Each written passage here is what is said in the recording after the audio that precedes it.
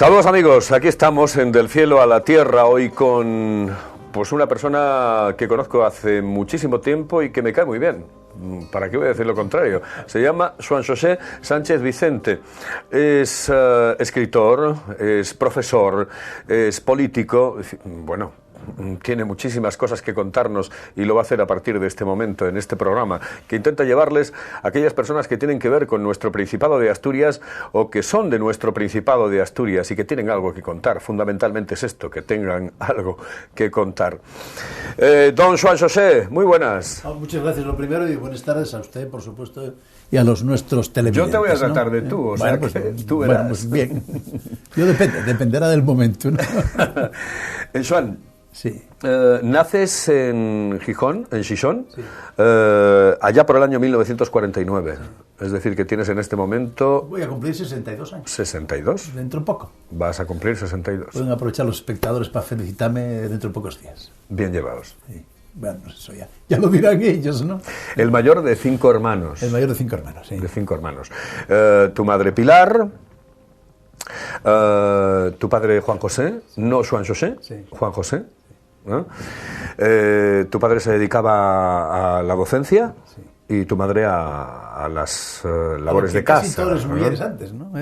Tuvo una época trabajando antes de casarse, pero bueno, una vez que se casó en una oficina, una vez que se casó, lo habitual antes era dedicarse a las tareas lo que se llaman tareas domésticas, tareas del hogar, en fin, no, sus labores, ¿no? Era la ocupación, el carnet, sus labores. Sus labores. Sí. Son prácticamente toda la infancia y la juventud la pasas en Gijón. Sí, salvo tengo un periodo que estamos en Mieres por razones de... bueno, mi padre no siempre se dedicó a la docencia, tuvo algún momento, digamos, de negocios, ¿no?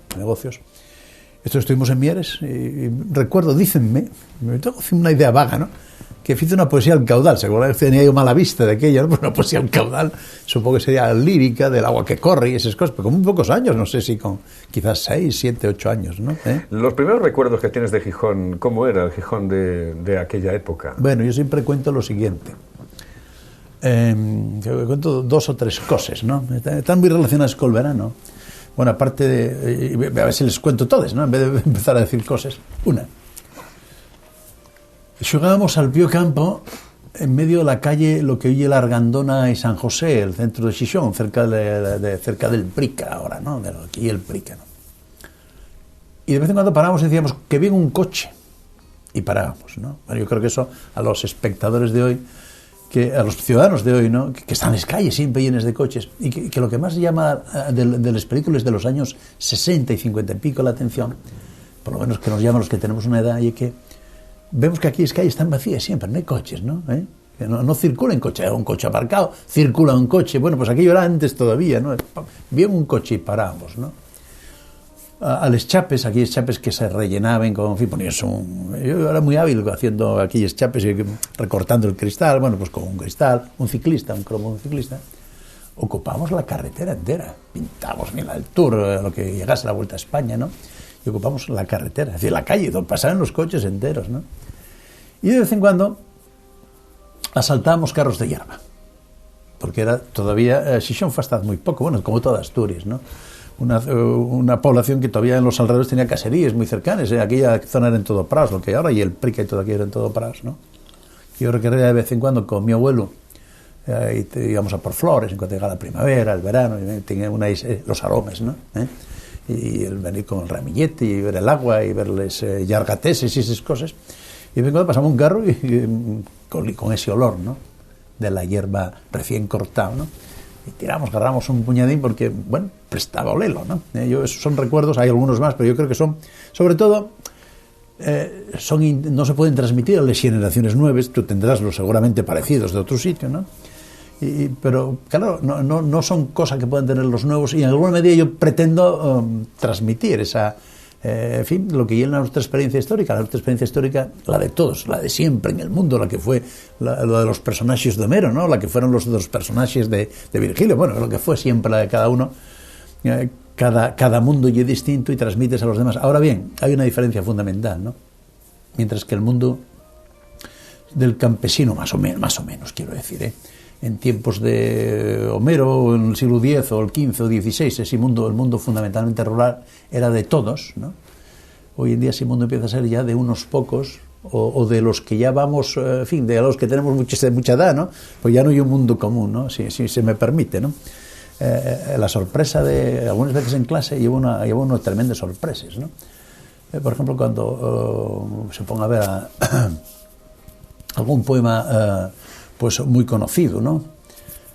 Por ejemplo, el de Nunca medraron los bueyes en los páramos de España, ¿no?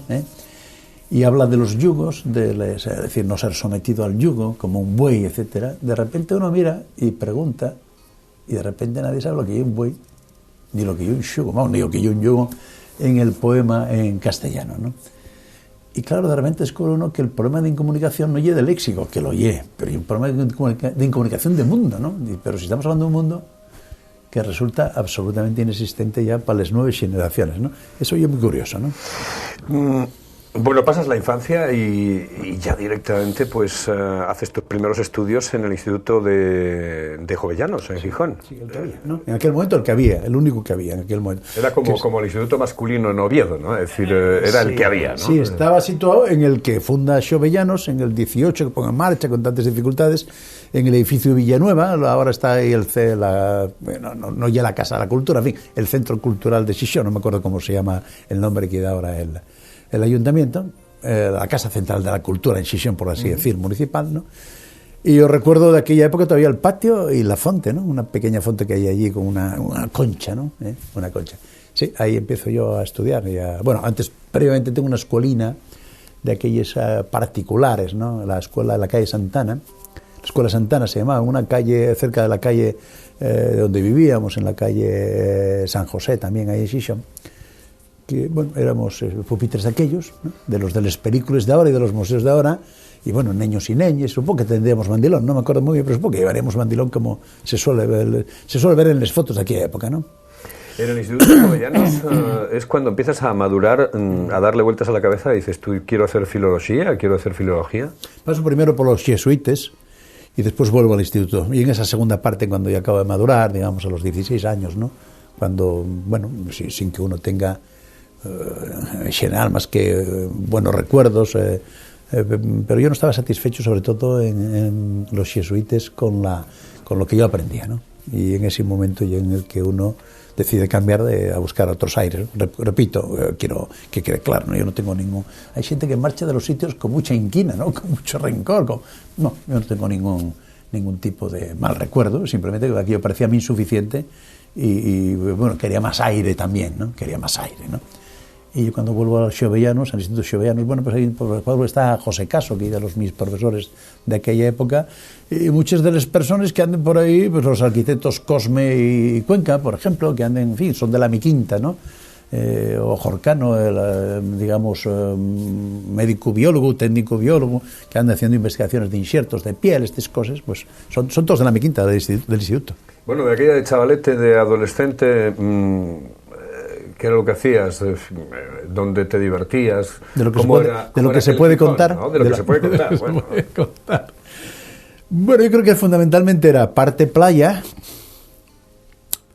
parte sidra abundante. Porque tú ya es muy playo, ¿no? Sí, parte playa. No me gusta mucho la playa. Ahora no me gusta mucho el pedrero. Y me gusta mucho la pesca. Pero la playa abandoné la FAE mucho tiempo, ¿no? ¿Por qué la abandoné? Bueno, seguramente estar ahí apitiguñado, ¿no? Con la gente encima y que te echen la arena y estar parado, ¿no? En cambio disfruto enormemente, agarro o bien caña o bien andar, ¿no? Por el pedrero buscando, ahora lo que nos dejen al pulpo, nada más. Estamos muy perseguidos, ¿no? Pero camines y muévete y ves las cosas distintas y ves las piedras y ves el pedrero y como los prados. Cada mes cambia, ¿no? Cambia de color, cambia casi a veces de olor y tal, ¿no? Entonces, bueno, eso ya es muy interesante. Estar parado y echado, no me gusta. ¿Cómo era el Gijón de aquellos años, cuando eras así, más o menos adolescente? Lo más destacable, y ahí hay un dato importante de discrepancia con esta visión que se nos está dando de los años del franquismo, ¿no? Desde, bueno, digamos, el discurso dominante, ¿no? Lo más importante es que desde los años 50 y pico, y un poco más tarde nosotros, hay una parte muy importante de la sociedad que va rompiendo aquella sociedad tan triste y tan aburrida, que aparte de otras cosas, ¿no? Aparte de la dictadura, era triste y aburrida aquella sociedad, el franquismo era un muermo absoluto, ¿no? Era como gris, ¿no? Era la idea que tenemos ya de gris, ¿no? Y si añadimos las semanas antes, que era, no había música, no había cine, no había nada, ¿no? Y ahí voy a acabar al final, ¿no? Pues era una cosa muy gris, muy prove, muy triste, ¿no? Pero, y luego, pues, esta mañana leía un poema de Ángel González con los alumnos en clase, ¿no? Inventario de lugares propicios para el amor, ¿no? Y la parte final, los miles de güeyos que te miren, que te censuren, que te persiguen, que te intranquilicen, ¿no? Si, digamos, si fas alguna caricia, dice el poema, ¿no? Bueno, pero con todo y con eso, yo lo que quiero señalar aquí es que desde los años 50 y pocos, ¿no? Hay un montón de personas, muchas de ellas sin razones políticas, ¿no? Que van rompiendo ese mundo, van rompiendo esa cáscara y van haciendo lo que os da la gana, ¿no? Y por eso cuando se ve ese mundo como plano y como todo el mundo gris y triste y callado y humillado y en fin, manso buey, ¿no? Pues yo revélome porque no fue así, no en el caso mío en concreto, digo, sino en el de muchas personas, ¿no? Que fueron rompiendo. Y efectivamente, si lo miramos desde la perspectiva histórica que quienes lo conocimos, pues vemos que cada uno fue rompiendo con aquella sociedad tan gris, tan triste, tan aburrida, tan doctrinaria, ¿no? Como pudo, por ejemplo, llegaba Semana Santa y lo que hacíamos era sumar dos cosas, ¿no? Escaparnos de aquellos paños morados, aquellos paños morados, ¿no? Aquella falta de música, aquella falta de películas, aquel ambiente triste de las ciudades, ¿no? Y hacíamos la juventud muy temprano, estoy hablando de 14 años ya, ¿no? Salir a las afueras, abrir espiches que se abrían y coger oricios que cogíamos y, en fin, agarrar buenas farturas de oricios cuando podíamos agarrar oricios. Ahora estamos limitados a 5 kilos injustamente, ¿no? Y locales donde, bueno, te divertías, etcétera. ¿Te acuerdas de sí, nombres de locales? Porque a la gente cuando está escuchando el programa le presta en una... No me acuerdo. No me acuerdo. Yo tengo ya un poco más tarde, no mucho más tarde, ¿no? Íbamos al jardín, íbamos a Les Delicias, ¿no? Bueno, sí, ahora tiro de memoria de alguno más me acuerdo, ¿no? De alguno más me acuerdo. Pero no sé exactamente el nombre, baixábamos de la calzada casi llegando a Veriña, ahora no me acuerdo el nombre se saldrá mayor dentro de 10 minutos. Yo sí recuerdo dos cosas, ¿no? Que recorríamos en esa tristeza, ¿no? En las relaciones afectivas en general, que en lo social me refiero, no en lo personal, luego que en lo personal eran como ahora, ¿no? Pero, en fin, en lo social, digamos en el ligue, para entendernos, ¿no? Esa escena tantas veces plasmada de los rapazos acabados en la barra hasta que tomaban fuerzas a base de unos cuantos cobalibres, ¿no? Para arrimarse después a preguntar si bailaban los rapaces, que decían que no, siempre, ¿no? Bueno, pues en eso lo que hacíamos era en un enorme circuito que yo estoy pensando ahora, que empezamos por Somió, hacíamos 1 o 2 en Somió y acabamos en Veriña, en ese circuito, ¿no? Bueno, supongo que echaremos bastante gasolina, porque era pata todo ello. Y luego teníamos también el escape de La Ñora, también, que era una zona un poco de libertad, ¿no? Libertad de costumbres, ¿no? De La Ñora y de otros sitios en la rodeada, en los alrededores de Xixón, ¿no? Seguramente si uno xurga y tira más, era el otro, el del extremo cerca de Veriña, era Puente Seco, si no recuerdo mal el nombre, ¿no? Oye, ¿por qué te da por filología hispánica? Yo tuve dos dudas, ¿no? Tenía la opción del clàssiques, el latín, todavía casi llevo en latín, casi, va uno perdiendo todas esas habilidades que no practica mucho, pero bueno, tengo todavía, en fin, defiéndome algo ahí. Y el castellano, la lengua románica, esas cosas, ¿no? Y la opción al final decantarse uno porque no hay aquí clásicas y hay aquí el otro, ¿no? Y evidentemente, pues bueno, la familia, no hay una familia ni mucho menos, ¿no? Hay una familia de mucho esfuerzo para llegar a fin de mes y de mucho esfuerzo para 5 fíos, para dar ellos a todos carreras, ¿no? Que en parte pagábamos nosotros.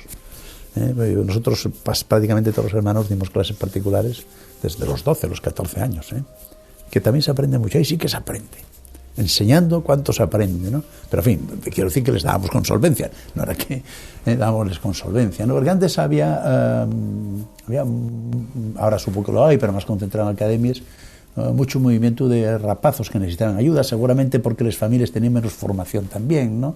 Y entonces cosas muy básicas pues no se podían dar en casa. Y sobre todo como había yatín desde muy temprano en el bachillerato, ahí había mucha demanda, ¿no? Bueno, pues ayudándose, digamos, es la razón última, en todo caso, no porque no me gustase, no porque fuese una tercera opción, una cuarta, sino era una opción a la par con clásicas, y acerté ahí, la vida llevóme a acertar por ese condicionamiento, digo, porque hoy el mundo de las clásicas, por desgracia, en la enseñanza media, y es muy triste. Yo sufro un poco por los compañeros, ellos prepararonse para dar griego, para dar latín, al final acaben dando todos, bueno, pues, visita al Stermes, ¿no?, para entendernos, ¿no? Si le dieses vuelta atrás en el tiempo, bueno, es una cuestión utópica, es imposible, pero si le dieses vuelta atrás en el tiempo, ¿volverías a hacer lo mismo o realmente elegirías otra carrera? No, elegiría esta, sobre todo sabiendo que la otra opción llevó, bueno, pues prácticamente a un punto muerto, y repito, seguramente un poco triste para quienes la eligieron, salvo que haya ido a la universidad, que yo a la universidad neguéme siempre a quedar allí, ¿no? Parecíame que estar detrás del catedrático haciendo la corte tantos años parecía una cosa un poco indecorosa, ¿no? En fin, respeto a quien lo haga, ¿no? Tu compromiso en el mundo de la política comienza en el año 72-73 aproximadamente, con Democracia Socialista Asturiana, que fue un partido que, bueno, tuvo una cortísima vida, ¿no? Muy poco, sí, fueron 2 años, integramos pronto en el PSP, en el PSPA. Yo digo PSPA siempre porque es un grupo aquí de personas que luego al final somos los que coincidimos fundando el Partido Asturianista, casi todos, no todos, pero casi todos, ¿no? O muchos quedaron en casa, ¿no? Bueno, pronto nos fusionamos en el Partido Socialista Popular, que procuramos llamar aquí de Asturias, que era de Asturias, ese era el nombre, el de Tierno, para entendernos, ¿no? Y más tarde, cuando se pierden las primeras elecciones, que tuvimos un muy buen resultado aquí, tuvimos 43.000 votos, y con 45.000, recordaba lo Paco Prendes Quirós este día en algún medio, ¿no? Hubiésemos sacado un escaño también, pero en todo caso la maquinaria del PSOE era una maquinaria preparada para lo que hay ahora, para ganar, para aplastar y para ser, pues, un centro de empresas con mucho empleo, que es lo que hay fundamentalmente el PSOE, ¿no? Y entonces, bueno, hay una cuestión con los créditos y con la ocupación del dominio socialista, y ahí acabó el PSP. No con esas mismas palabras, pero el otro día prácticamente decía lo mismo Enrique Tierno Galván en un documental, evidentemente el profesor ya fallecido, pero lo decía el otro día en televisión, o lo recordaba televisión en un documental. Dice, a nosotros realmente nos agobiaron los créditos que habíamos tenido después de las primeras elecciones democráticas. Joan, de ahí te metes en el Partido Socialista Popular, del Partido Socialista Popular al Partido Socialista Obrero Español, y eres diputado. Sí. Sales diputado. Sí, el único diputado del PSOE por la zona oriental. En aquel momento había, no era exactamente circunscripciones, pero era por partidos judiciales. Era el partido judicial de Cangas Onís, que abarcaba desde Nava hasta allá, o sea que realmente prácticamente lo que yo y la circunscripción oriental, ¿no? Y el único diputado socialista que sale soy yo, porque habíamos trabajado mucho ahí en el Partido Socialista Popular de Asturias, en el PSPA, ¿no? Habíamos trabajado mucho, y prácticamente, no digo todos, pero una parte importante de lo que entra después al PSOE, lo que hay el PSOE, pues digamos que parte del arranque de aquellos años del Partido Socialista Popular en la zona oriental. Bueno, luego pasa, después del 82, vamos a decirlo de forma suave, ¿no? Después del 82, la sorpresa es que cuando triunfa el PSOE y uno vuelve a Infiesto, por ejemplo, a otros sitios después de un par de años, aquellos que habían estado muy distantes son fundamentalmente quienes ocupen el entramado de poder del Partido Socialista Obrero Español, ¿no? ¿Por qué dejas el partido? Pues yo decido, en cuanto entro, decido dejarlo, ¿no? Yo creo que hay allí varias cosas, ¿no? Yo primero tengo que decir que tengo muchos afectos, como en todos los partidos, pero muy especialmente en el Partido Socialista Obrero Español, muchas personas a las que tengo afecto, y que además con las personas de esa época tenemos todos una solidaridad de quinta, que es una expresión mía, ¿no? Quiero decir, por ejemplo, estuvo aquí el señor Checa hace poco. Bueno, pues volvimos a coincidir hace poco tiempo y llevábamos muy bien de aquel momento, ¿no? Con Barteaza, por ejemplo, ¿no? Pero también con la gente del PSOE. Nos llevamos muy bien, pese a todo lo que yo creo que os doy. Seguramente seré la persona y seremos la fuerza política que más duro os da desde siempre, desde hace mucho tiempo, ¿no? Pero yo decido marchar por 2 razones, fundamentalmente, de las que, en fin, son expresables, ¿no? La primera de ellas, porque yo creo que el Partido Socialista Obrero Español, véolo inmediatamente, una fuerza absolutamente inútil para Asturias y para los intereses asturianos. Desde el punto de vista económico, desde el punto de vista social, desde el punto de vista de la defensa de los intereses de Asturias en todos los ámbitos. Y muy especialmente en el ámbito, bueno, no principalmente, pero muy especialmente en el ámbito, digamos, identitario, ¿no? Pues ahí hay un enorme, cuando menos, falta de aprecio, ¿no?, hacia todo lo que lleve señas de identidad de Asturias, ¿no? Y en segundo lugar, porque me parecen unos inútiles, y efectivamente sonlo.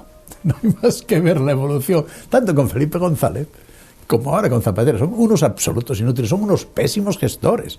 Empezando por el señor Areces, que vino con fama de buen gestor, que yo advertí desde el primer momento que era un gestor absolutamente inútil, y así son unos gestores absolutamente inútiles. Y esas son las dos razones fundamentales. ¿Por qué?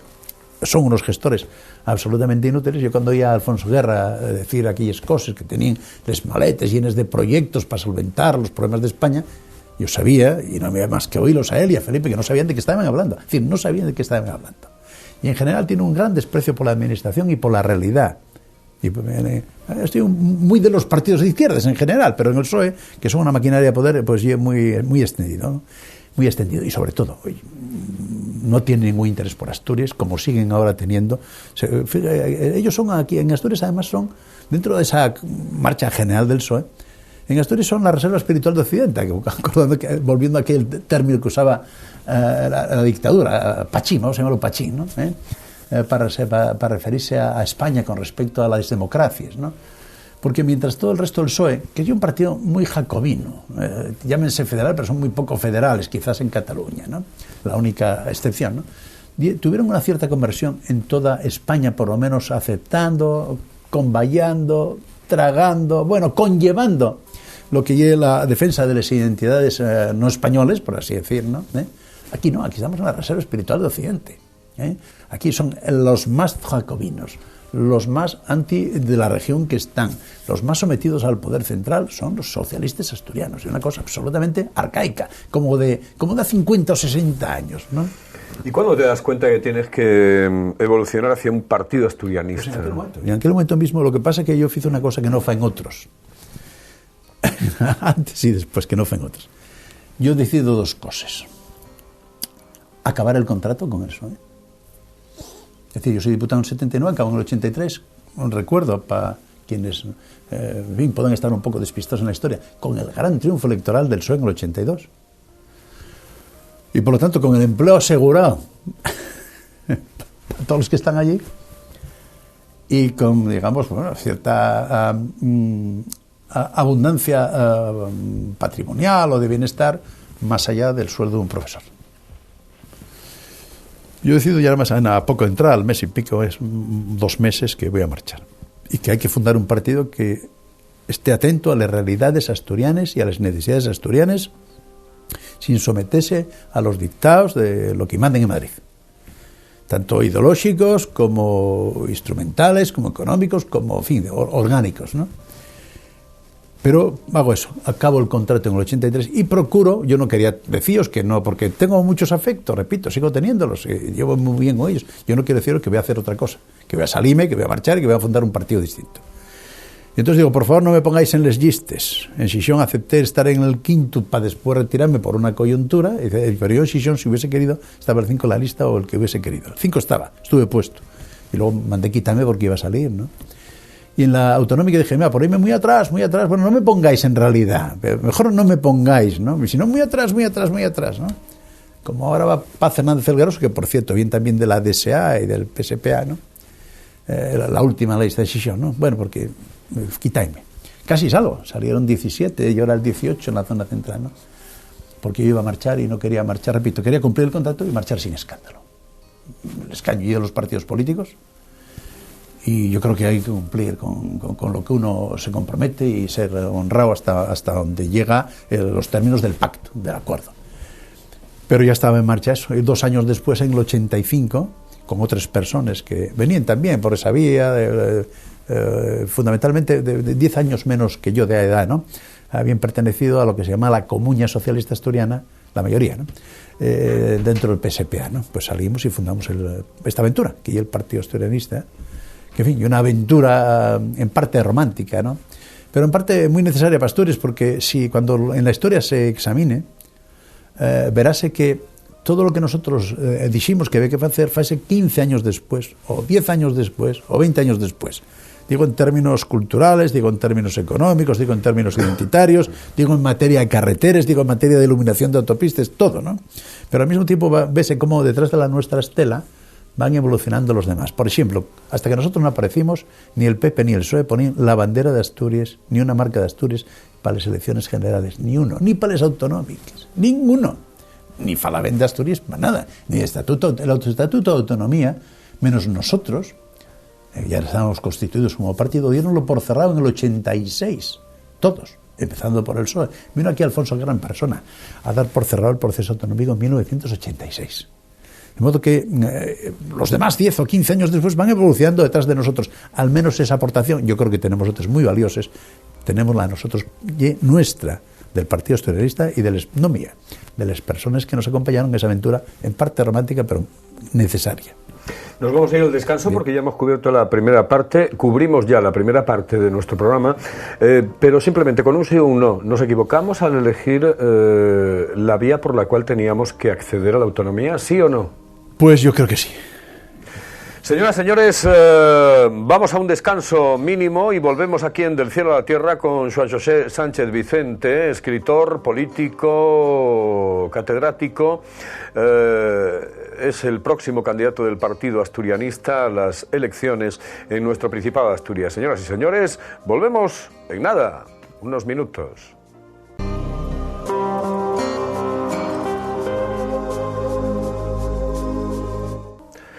Aquí estamos de nuevo en Del Cielo a la Tierra con Joan José Sánchez Vicente para seguir hablando fundamentalmente de Asturias, porque en este caso concreto lo que realmente le compete en el mundo político es esta región, este Principado de Asturias.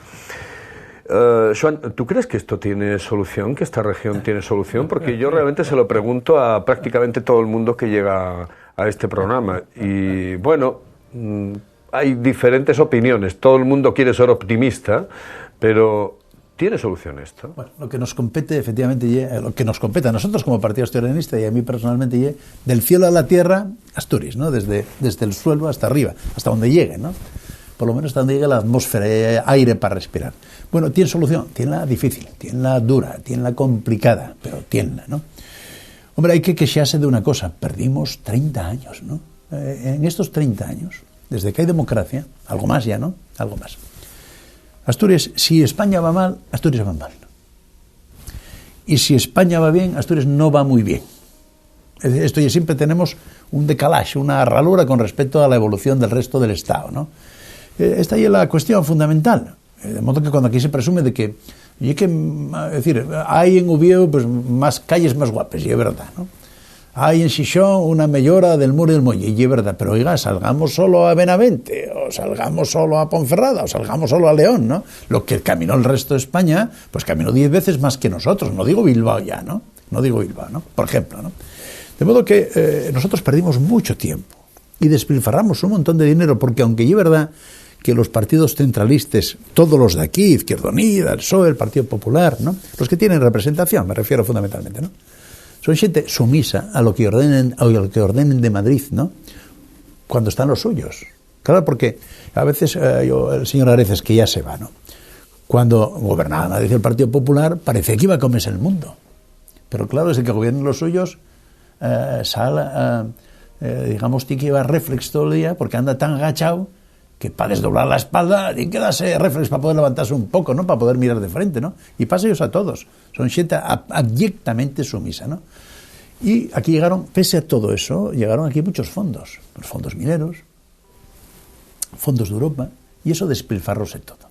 Eso echóse inútilmente. Eso empleóse primero en cosas inútiles, otros están ahí dormidos sin saber gestionarlo siquiera, y hay casi 1.000 millones de euros de dinero que no son capaces a gestionar, ¿no? Eso quiere decir que la única alternativa para que esta región vaya bien está en un partido que no tenga nada que ver con los grandes partidos mayoritarios. Nosotros estamos convencidos, y es lo que venimos diciendo, y además yo diría a los ciudadanos asturianos, ¿no? Y en este momento concreto a los nuestros espectadores, ¿no?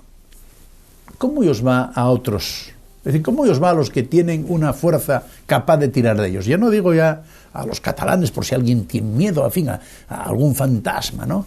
O a los vascos por si alguien tiene miedo a algún fantasma. Pero miremos a Cantabria. Simplemente, miremos a Cantabria. Son mucho más capaces que nosotros de exigir y sobre todo internamente. No se trata solo de exigir, ¿eh? Yo esto siempre me interesa decirlo. No es solo para reivindicar frente a Madrid o frente a Europa, no, para construir nuestro país. Cantabria tiene una vida mucho más rica internamente, mucho más creadora de empleo, de riqueza y por lo tanto de empleo al final, ¿no? Porque nuestro reto, yo siempre digo, el reto final, esto a veces mal en política, yo soy muy mal político, la verdad, porque a la gente a veces prefiere que se cuenten cosas que mañana arreglámoslo, ¿no? En 3 días está, no, hay que decir la verdad, ¿no? Esto, en ese sentido digo que soy mal político, ¿no? La cuestión no es solo que exigir, la cuestión es también reconvertirnos nosotros, creer en nosotros mismos, creer en los asturianos, ¿no?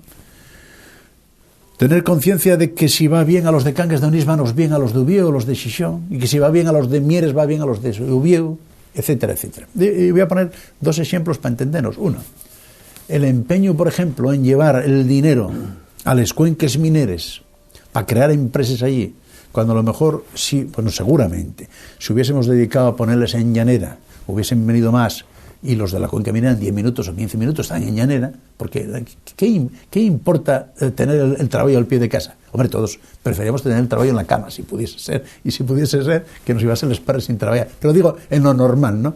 Pues aquí hay empeños que son un despilfarro de esfuerzo, de tiempo, y luego al final, pues como Ventura 21 acaba sin funcionar. Deja usted funcionar las cosas, pero no se empeñe en poner en la picuruta no sé dónde, porque es su territorio, donde usted tiene los votos, y el su dominio social. Y usted controla desde el que entra a barrer 3 meses en el ayuntamiento, vestido una de las graves lacres de Asturias, ¿no? Hasta el paisano que tiene que pedir permiso para cambiar el cristal de la tienda, usted controla. Y por eso quiere que ahí vaya el dinero. Porque usted lo que deja de tener controlado en la mina, va a tenerlo ahora controlado por la otra vía, por los ayuntamientos. Eso y uno de los grandes daños de Asturias. Y atención, muchos asturianos no se dan cuenta que está pasando esto, no solo en las cuencas, no, en muchas partes de Asturias. Hay un enorme control social por parte de las fuerzas políticas que dominen y controlan los ayuntamientos. Pero repito, no para darnos miles de millones, no para darnos empleos magníficos, no, para darnos empleos provinos y temporales, ¿eh? Pero hay que pasar por largo y la gente sabe que tiene que callar.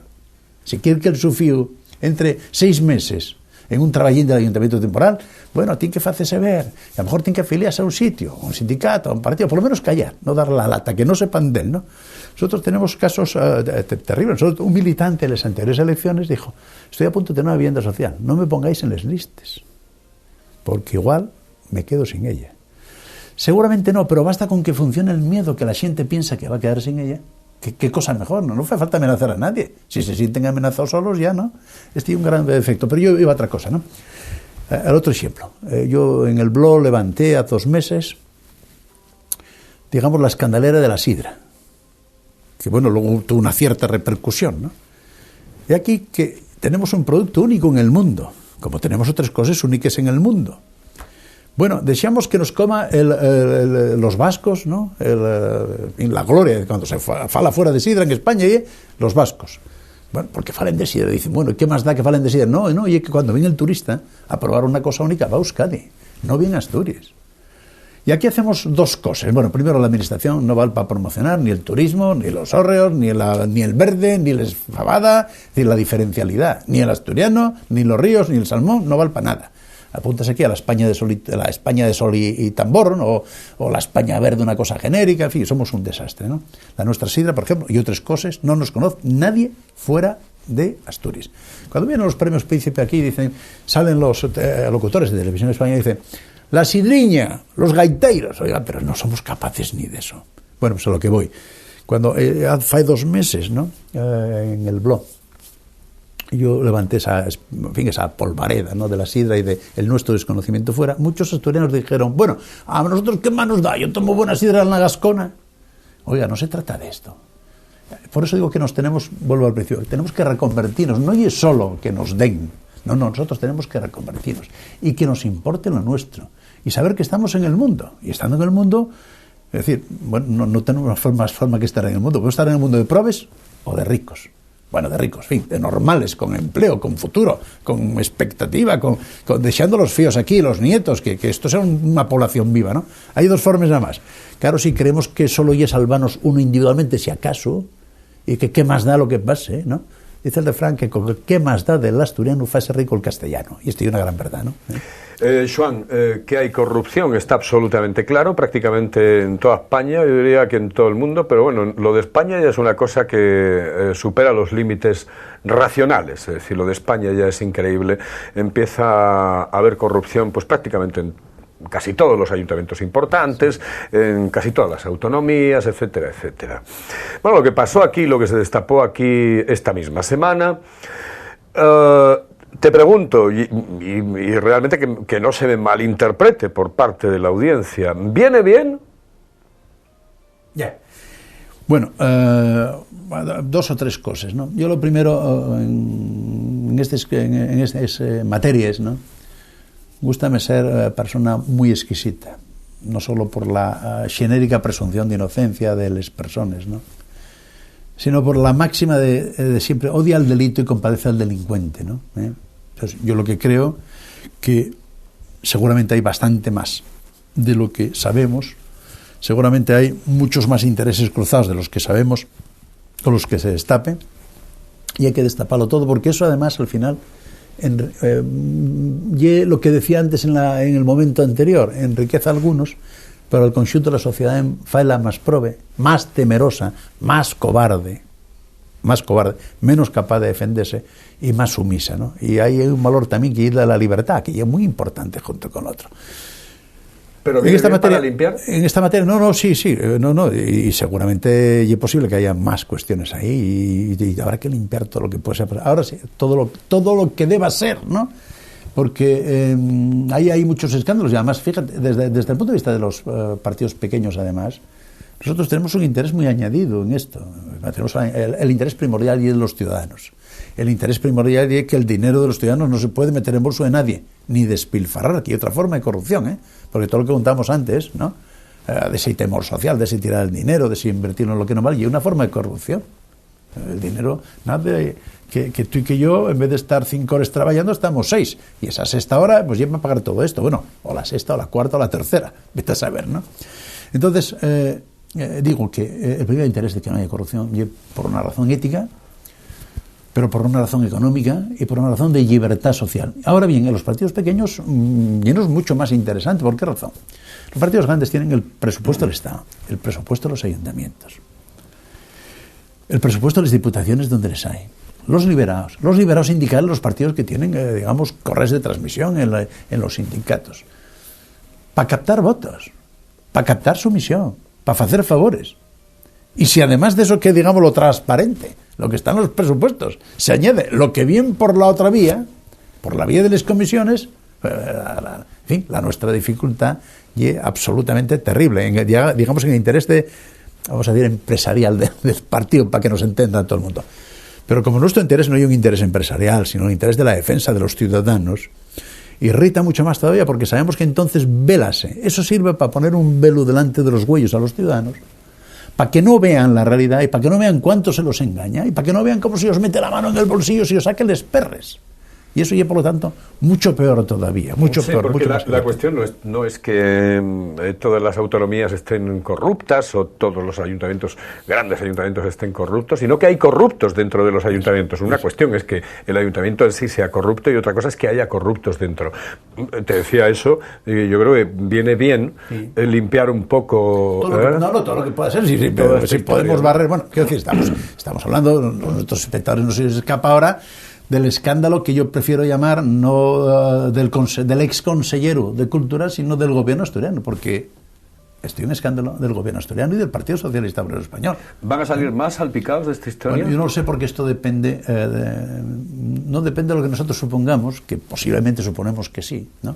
Y suponen los espectadores que sí, sino de lo que sea capaz la juez, ¿no? De tirar, de lo que den de sí los papeles y de lo que se derrumben o no se derrumben los implicados.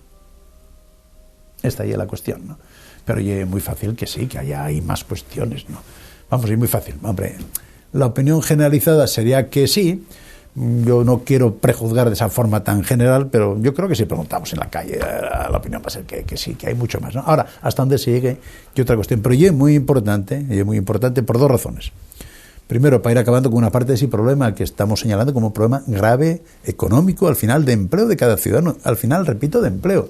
Porque si el fío de un ciudadano que está aquí escuchándonos no tiene trabajo y tiene que marchar fuera, o el ciudadano que no está viendo, está en el paro, una parte de esa razón, los procesos o bien de corrupción directa, digamos, vamos a llevar dinero de las arques, o bien de esa otra corrupción generalizada que usar el dinero para colocar amigos, y usar el dinero para captar votos, y usar el dinero para engañar, ¿no? O los empresarios que evidentemente ven mermada su capacidad para poder trabajar porque dicen, hombre, es que las concesiones siempre son a los mismos, ¿no? Esa es otra historia. Yo creo que además ahí sí se debe de incidir porque ese pequeño y mediano empresario es el que realmente fortalece el tejido industrial en nuestro Principado de Asturias, bueno, en nuestro Principado, en España entera, ¿no? A propósito, a propósito, una cosa más, llegó el otro día al blog un comentario, porque cuando salió esta historia de esto que la jueza de Xixón, la señora Pandilla, está llevando adelante contra el gobierno asturiano y contra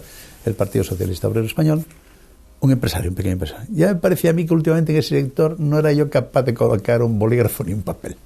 Bueno, evidentemente. Evidentemente, yo creo que viene bien, ¿eh? Es una opinión absolutamente personal. A mí me da la sensación de que todo lo que sea limpiar un poco viene formidablemente bien. La máxima, repito, de odia al delito y compadece al delincuente sin alegravio de las personas. Sin lugar a dudas, nadie se alegra.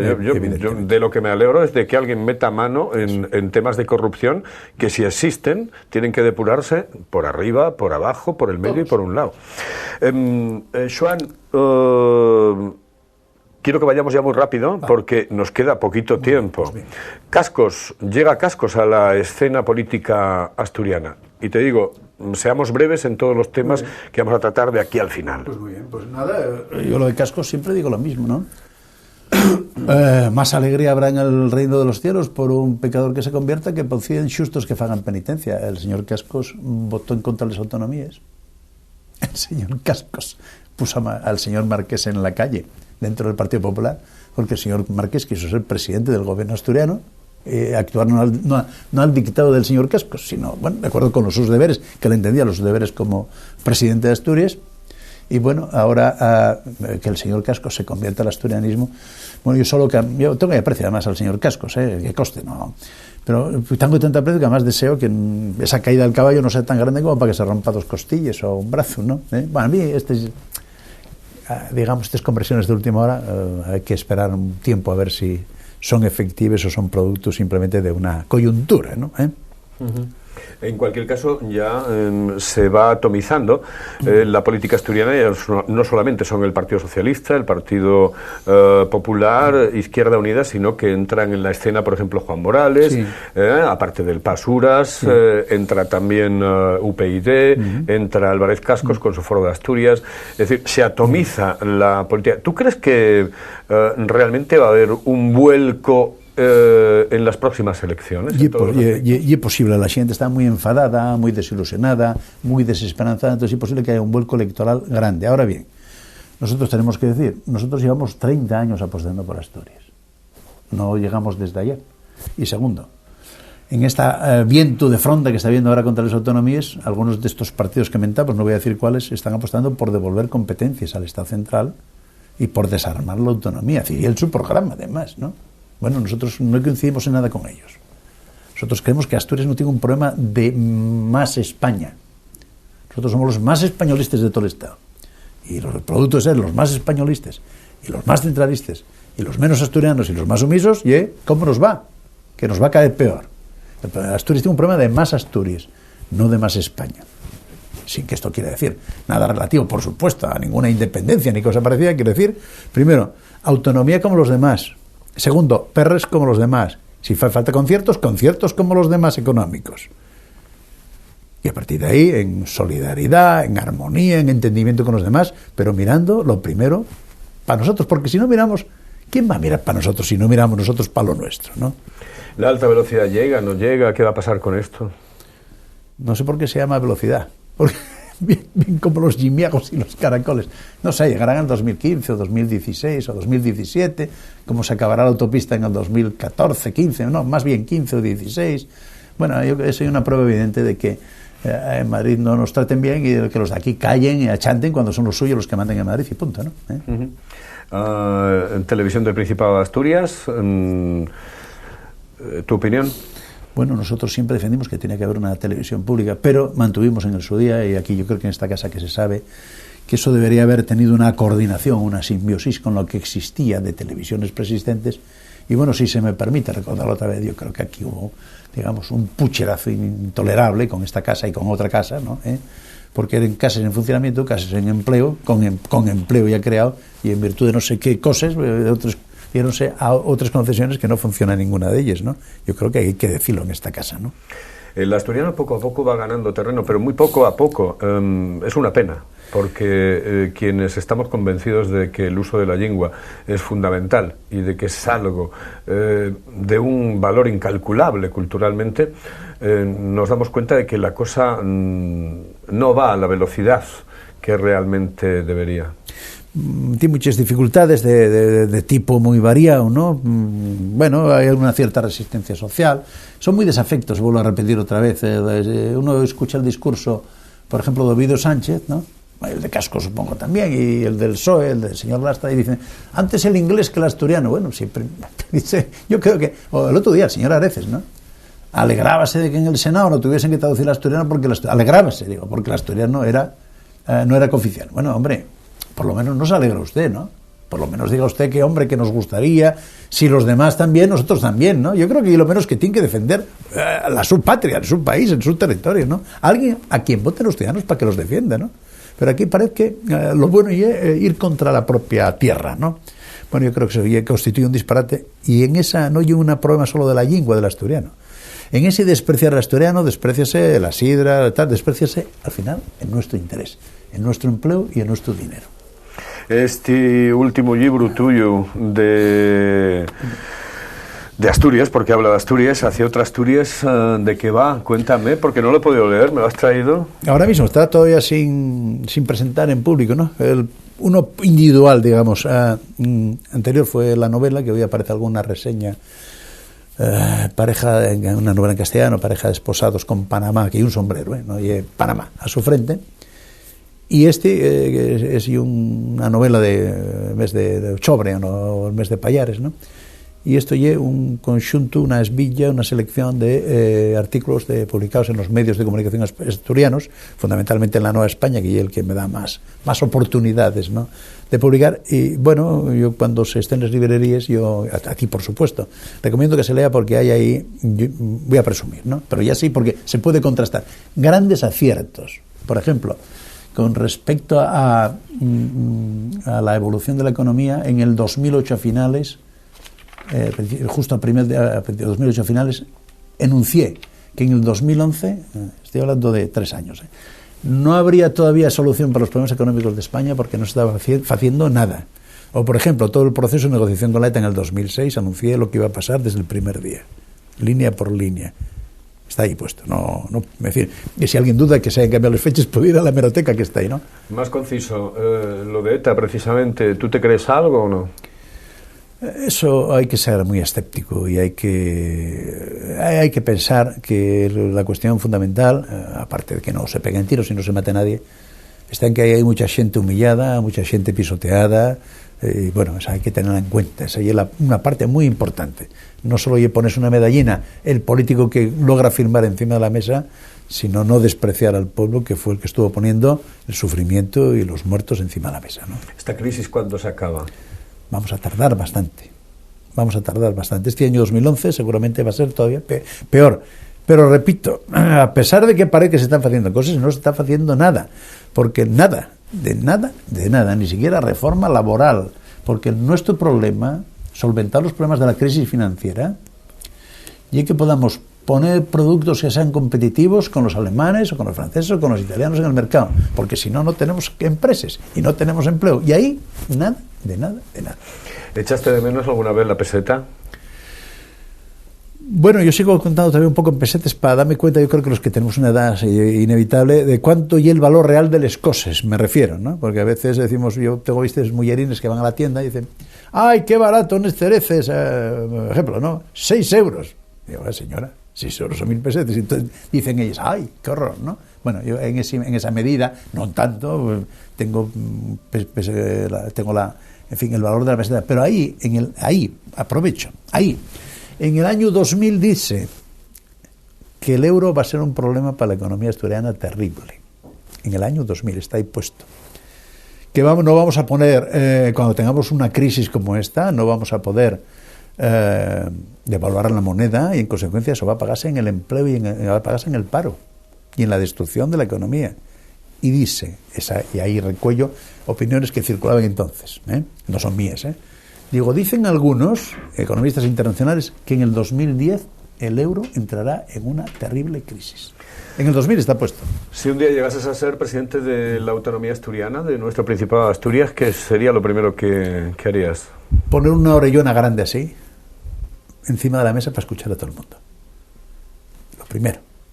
Llamar a todo el mundo, escuchar a todo el mundo y permanentemente escuchar a la sociedad. Porque un gran defecto de los políticos, el mayor defecto de la política en España, el mayor sin duda ninguna, es que no escuchen ellos. No es solo eso. Es que escuchen nada más a uno que tienen al lado que creen que él lo sabe todo de algo, ¿no? Por ejemplo, de cómo crear empleo, que no lo sabe, ¿no?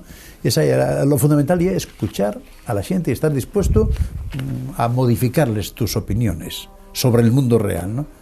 Cierra el programa. Pues yo soy persona poderosa, así que, bueno, voy a hacer un esfuerzo venciendo mi pudor, ¿no? Primero, dárles gracias por la acogida en esta casa, darles gracias a los espectadores por estar escuchándonos, con mérito a Carlos y sin duda ninguna a mí por un poco de paciencia, con mucha paciencia, ¿no? Y lo que voy a pedir es que se piense que llevamos en estos 30 años sin engañar a nadie, que conseguimos muchas cosas para los asturianos, que pensamos antes en la economía, en el futuro de los asturianos, que en otra cosa, al margen de nuestro enfoque identitario y cultural. Y que, hombre, quien ofrece un producto auténtico no es lo mismo que el que ofrece un producto, digamos, sucedáneo, que se acaba de inventar fue un día. Yo creo que sería la cuestión fundamental. Confíen en nosotros, que si nos miren la trayectoria verán que ya ellos entregamos mucho a ustedes y que podemos entregar a ellos muchas más cosas para su futuro y su felicidad, eso sí, con esfuerzo y con trabajo de todos. Joan, muchísimas gracias por estar con nosotros aquí en Del Cielo a la Tierra. Muchas gracias. Muchas gracias. Encantado. Nosotros volvemos la semana que viene, ya lo saben, aquí en Del Cielo a la Tierra. Hoy hemos tenido a Son José Sánchez Vicente. Les recomiendo el último libro, que recoge pues esos artículos publicados en medios de comunicación hacia otra Asturias, que estará, supongo que dentro de nada, ya en todas las librerías. Saludos, pásenlo ustedes muy bien y hasta la semana que viene con otro personaje, alguien que tenga algo que contar.